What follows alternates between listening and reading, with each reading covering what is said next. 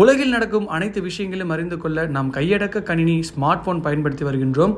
வளர்ந்து வரும் உலகில் அப்டேட்டாக ஸ்மார்ட் போன்கள் பெரிதும் உதவுகிறது. உலக நடப்பு, கல்வி, சமையல், வேலை என்று பல நல்ல தகவல்களை அறிந்து கொள்ளும் நதீனம் பார்த்தீங்கன்னா கையடக்க மூலமாக இவை திகழ்கிறது. ஆனால் இதில் எவ்வளவு நன்மைகள் இருக்கின்றதோ அதை விட பல மடங்கு ஆபத்துகள் இருந்திருக்கிறது என்பதை நாம் மறந்துவிடக்கூடாது.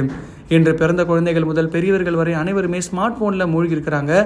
இது ஸ்மார்ட் போன் மூலம் வாழ்க்கைக்கு தேவையான விஷயங்களை கற்றுக்கொள்பவர்கள் மிகவும் குறைவு தான் சொல்லணும்.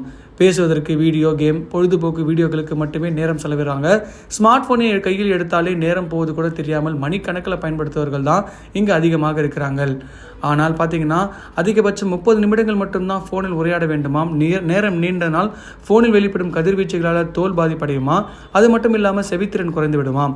சிலது ஃபோனில் 10% கூட சார்ஜ் தாண்டாது. எந்நேரம் சார்ஜ் போட்டபடியே ஃபோனை பயன்படுத்துவாங்களாம். இந்த பழக்கம் மிகவும் ஆபத்தானது. ஃபோனில் குறைந்தது 30% சார்ஜ் இருக்க வேண்டும். அது மட்டும் இல்லாமல் ஃபோனில் குறைவாக சார்ஜ் இருக்கும் பொழுது சார்ஜ் போட்டால் அவை அதிக மின்சாரத்தை இழுக்கும். இதனால் ஃபோன் அதிக சூடாகி வெடிப்பதற்கு வாய்ப்பு இருக்காம். எனவே ஃபோனில் சார்ஜ் 50% கீழ் குறையாமல் பார்த்துக்கொள்ள வேண்டுமாம். அதே போல நீண்ட நேரம் ஃபோன் பேசுவதை தவிர்க்கவும். இதனால் ஃபோன் சூடாகி பேட்டரி செயலிழக்க வாய்ப்பு இருக்குதாம். எனவே நீண்ட நேரம் ஃபோன் பேசுவது, வீடியோ கேம் விளையாடுவது போன்றவற்றை தவிர்க்கவும். அடிக்கடி சார்ஜ் போடுவதை தவிர்க்கவும். வெயில் படும் இடத்தில் ஃபோன் வைப்பதை தவிர்க்கவும். இதனால் ஃபோனோட வெப்பநிலை உயர வாய்ப்பு இருக்குன்னு சொல்லியிருக்காங்க. இந்த ஒரு விஷயம் பார்த்தீங்கன்னா இப்போ இருக்க இளைஞர்களுக்கு பயங்கர ஹெல்ப்ஃபுல்லாக இருக்கும். ஏன்னா சார்ஜ் போட்டே ஃபோன் பேசினா அந்த சார்ஜ் ஓவர் ஹீட் ஆகி வெடிக்கிறதுக்கும் வாய்ப்பு இருக்குது. அது மாதிரி பல உயிர்கள் போனதை நம்ம பார்த்துட்டு இருக்கோம். ஃபோனை யூஸ் பண்ணால் இவ்வளோ பிரச்சனைகள் இருக்கா அப்படின்னு சொல்லி நம்ம ஆச்சரியப்படுற அளவுக்கு இந்த கேள்விகள் இருக்கலாம். ஏன்னா ஃபோனை பொறுத்த வரைக்கும் பார்த்தீங்கன்னா எல்லா விஷயமே அதில் இருக்குது. நம்ம ஃபுட் டெலிவரிலேருந்து எல்லாமே நம்ம இதில் ஆர்டர்லேருந்து எல்லாமே பண்ணிக்கலாம்.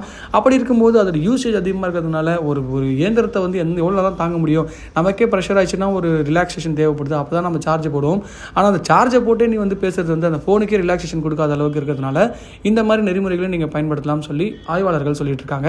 இதை பற்றி உங்கள் கருத்தை கமெண்ட் பாக்ஸில் பதிவு பண்ணுங்கள். மறக்காம நம்ம சேனலை லைக் பண்ணி, ஷேர் பண்ணி, கமெண்ட் பண்ணுங்கள், சப்ஸ்கிரைப் பண்ணுங்கள்.